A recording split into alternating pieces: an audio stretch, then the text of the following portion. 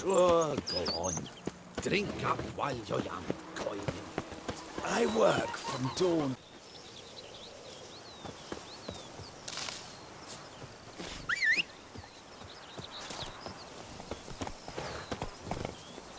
Come on, Roach.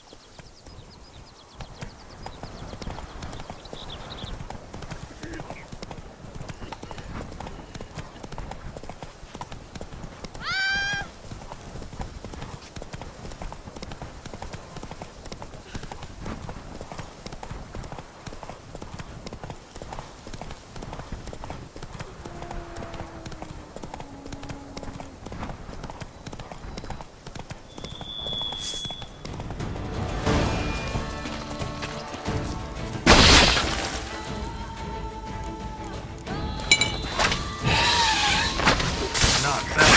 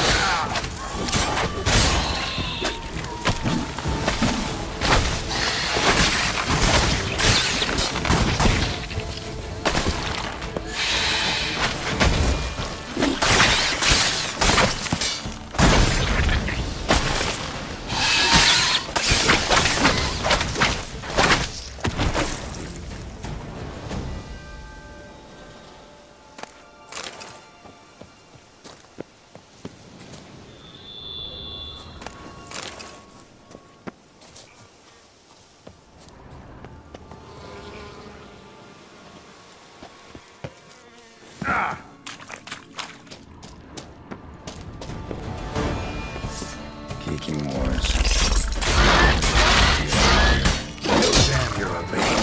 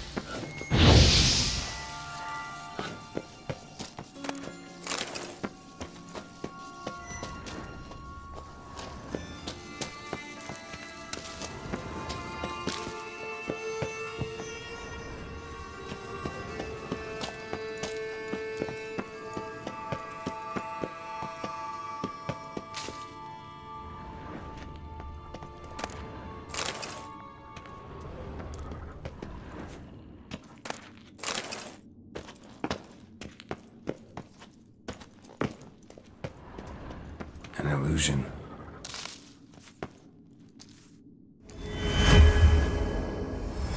Interesting.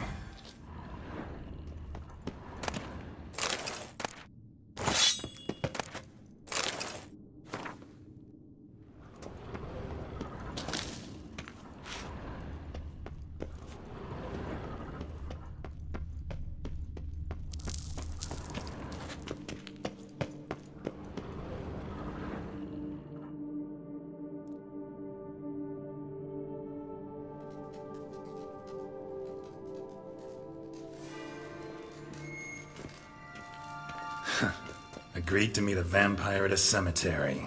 How much more cliché can you get? Nothing comes readily to mind, though we did not meet so I could prove how very original I am. True enough. Need to find your friend. I'm hoping you'll agree to help. I shall do whatever's in my power. Yet what you want or even need must matter little. What matters is what Dettlaff wants. If he does not wish to be found, you will not find him. Ever. End of story. Come on. Gotta be some way.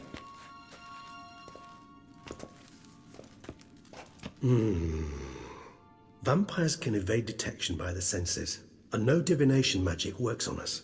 Even the most precise megoscope would be useless. And this? Could this help? Wherever did you get that? Off one of the beast's victims, found by a bend in the river. Body was chopped in pieces. 3 of those pieces were hands. Hand with the ring seemed the odd one out. Abruxa had taken an interest in it.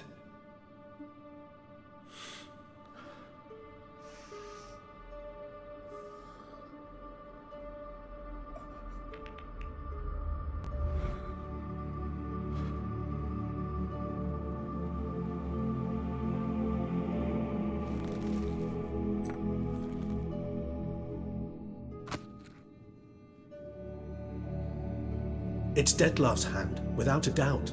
It will do splendidly. The hand. What do you plan to do with it? You've heard of Kovinaris' theory of tissue memory retention. Rings a distant bell. Read about it in Alchemia Oblitera. There's a copy at Kaer Morhen, tattered, nearly disintegrated. But if memory serves, Kovinaris never managed to prove it worked. He did prove it, just never managed to publish his findings. He and I corresponded, you see, after we became friends. Thus, I know he completed his research and performed the first tests. It's complicated, so without delving into details, it is possible to use any piece of tissue to reconstruct what a whole body experienced. How's it work? We need any special equipment? We must brew a decoction which Kovinaris gave a rather poetic name, resonance. Once imbibed, it sends one into a trance similar to that induced by narcotics. This triggers visions of events linked to strong emotions experienced by the tissue's owner. Picture it as dreaming a fragment of someone's life. Any chance we might see what Dettlaff was doing just before he lost his hand? Indeed. Though I also hope resonance will reveal the location of Dettlaff's hideout. Ring's pretty intriguing. Made of no metal I've ever seen. And the ornamentation. It comes from our home, where we lived before the conjunction of spheres. It's actually mine. I received it from a dear old friend. You might call him a humanist. He saw us vampires as guests here, guests who owe their hosts, meaning you humans and the elder races, respect. Respect? Meaning not to treat us like cattle to be slaughtered for food? Precisely. And the reason why I, in turn, gave it to Dettlaff. To remind him of the ideals my old friend championed.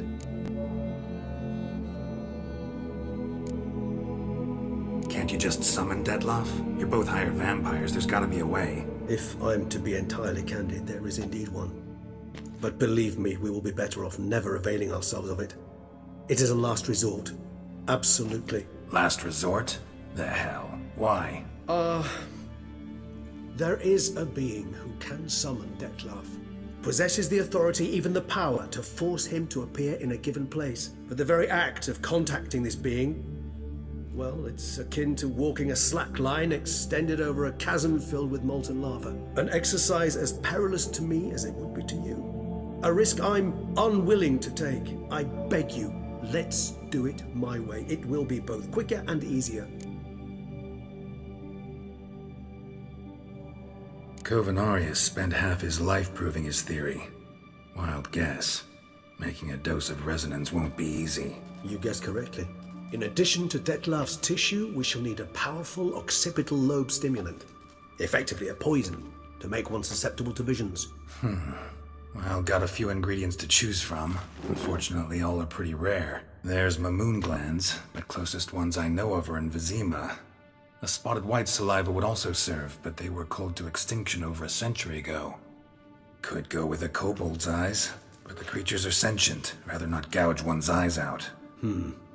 Given that we lack the time to sleuth this out ourselves, permit me to summon some help.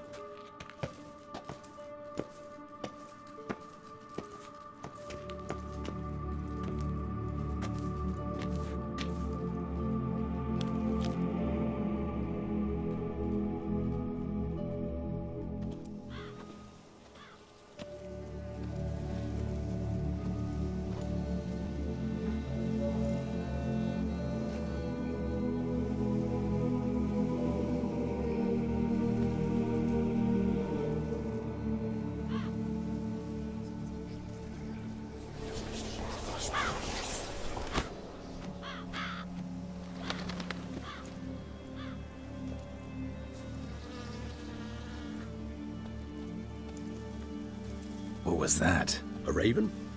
Rather a common sight at this latitude. Very intelligent fowl. I asked him to look for the creatures you mentioned, him and his brethren. Perhaps they'll find one in the area, and I would hazard that a flock of ravens will spy any said creature faster than a solitary witcher would. With all due respect to your skills, my friend. It will take them some time, nonetheless, so perhaps you'd care for a snifter of mandrake. Rarely say no to a snifter. Sadly, this is but a weak infusion rather than a proper distillate. Even better. I remember your mandrake hooch. Made people say things they'd have rather kept to themselves. Now, what could Geralt of Rivia prefer to keep to himself?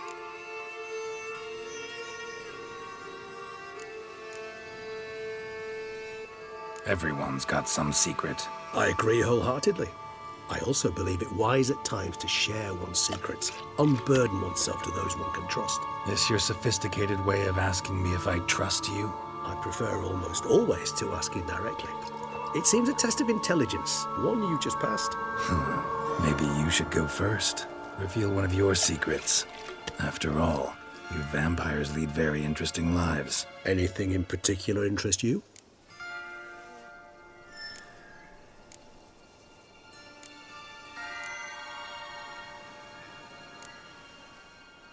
Always fascinated me the way vampires can regenerate.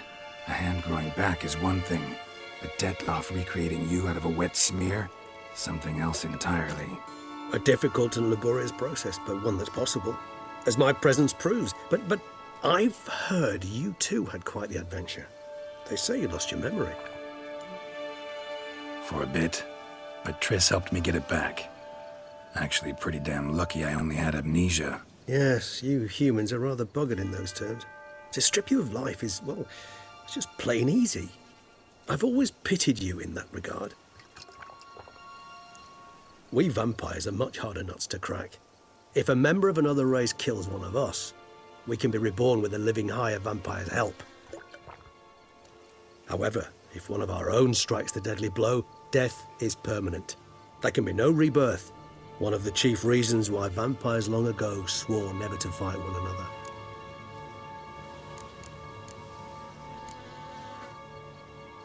Got a new life, new body. That give you a new start, blank slate? Starting all anew is a very broad concept. What exactly do you mean? Your blood addiction, say. Wondering if your body's the same, if it still remembers. Maybe if you drank now, you wouldn't get hooked. All addictions are a form of slavery. Re-addiction's not a risk I'm willing to take, just to test a hypothesis about corporeal regeneration and whether propensities carry over. Fair enough. Curiosity, that's all. Sorry. Not to worry, Geralt. Curiosity's a natural reaction under the circumstances, apart from which I've always valued that trait in you. Gotta ask you the big question. One everyone wonders about. What happens after death? You wish me to tell you if the human belief in the gods is well-founded? Well, that I do not know. We vampires differ exceedingly from you humans. Our matter, that of which we are composed, can exist without form. We require neither a heart, nor a brain, nor air to breathe. But were you dead? As humans understand death, yes. Feel anything? Understand anything? It's rather hard to explain. I felt something very unsettling. Something I cannot even name, for I did no reasoning. Only after rebirth did I begin to understand that what I had felt was cold and unimaginable fear. If not for Dettlaff, I might have drowned in an eternity of icy terror. Can't have been alive then. Sheesh, experience like that must be vicious. Indeed, it's hard to compare to anything I know. Yet you are aware we don't see death as you do.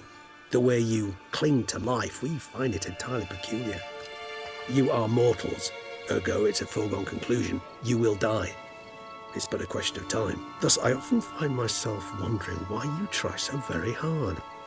To die at 20 years, 40, even 100, what's the difference? They're all but the blink of an eye.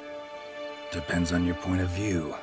Man who's got 1,000,000 crowns to spend can't possibly understand one who's only got 20. Very true. One's outlook can indeed change much.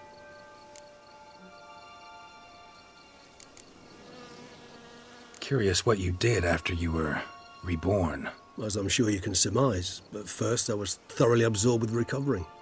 As it is, I've still not recovered completely. Yet I was so weak the first year that I could not stand or move on my own. Dettlaff bore my weakness bravely, showed great patience. If not for him, I wouldn't be here, and I'd have regenerated far slower. Once I could at last stand unassisted, I set off for Bruges, for my one-time home of Dillingen. There I led the peaceful life of a rural healer and surgeon, enjoying my neighbours' respect and, in fact, constituting the exact opposite of the monstrous vampire the populace imagines. Bruges, you say? Rebirth make you sentimental? Perhaps a dash. But what of you? Where have you been? Ever find your Cyrilla? Back then, yeah. But we parted again soon after. And when the time was ripe, she came back, defeated the Wild Hunt together. Ooh. Seems I certainly missed quite a bit while I was absent. True enough. But it's a conversation we'll have another time. Need to know more about you now.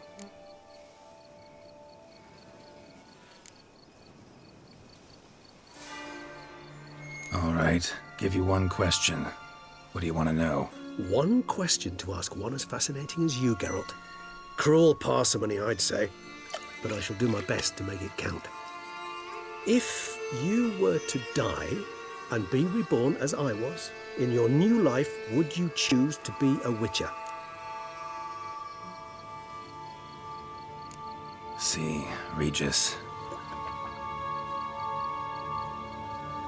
Doubt I'd know how to be anything else. Ever tried? See, you're determined to get an answer, to find out if I like being a witcher. Just refuse to ask directly, as always.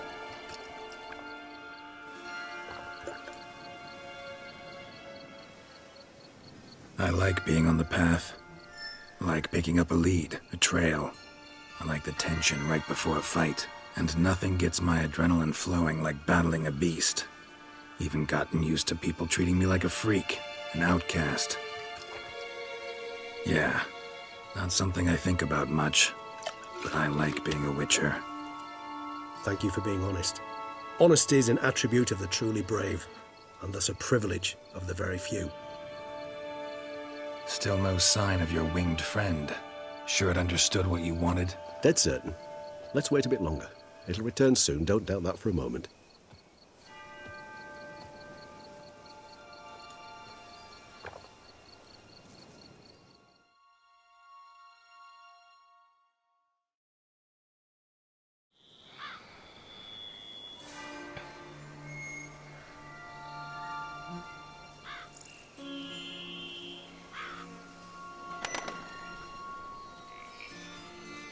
Ever vigilant, even in his sleep.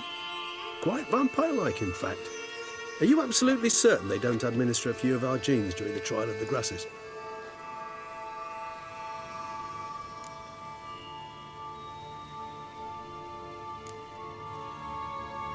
Appreciate the compliment. Got something for me? You were right. No kobolds or mamoons for miles around. Knew it. Allow me to finish. You see, there's this spotted white. It haunts an abandoned residence in the Caraberta woods. Impossible. My brethren hunted down every last spotted white before I was born. Then it seems you must revise your knowledge of spotted whites. For somehow this one managed to survive your brethren's onslaught. It seems I know this home it haunts. Recall a tale about it. Locals believe the place cursed. Perhaps that's how the whites survived entirely unmolested. Know anything else about this curse? I don't recall much in particular. Really don't attach much importance to such things. It was mentioned to me as an anecdote, no more. Come on, search your memory. Something, anything could be important. I believe it had a relation to hunger, or, perhaps greed, rapacity. Someone was punished for something... Textbook definition of a curse, pretty much. Sorry, Geralt, I try not to clutter my mind with the details of every far-fetched tale I happen to hear. What are your thoughts? A specimen of a species thought long extinct, and a curse, in one place. That a coincidence, or are they related? Ah, professional curiosity. Personally, I've nothing against you delving into this dilemma, but please remember we need the whites' saliva. Nothing beyond that.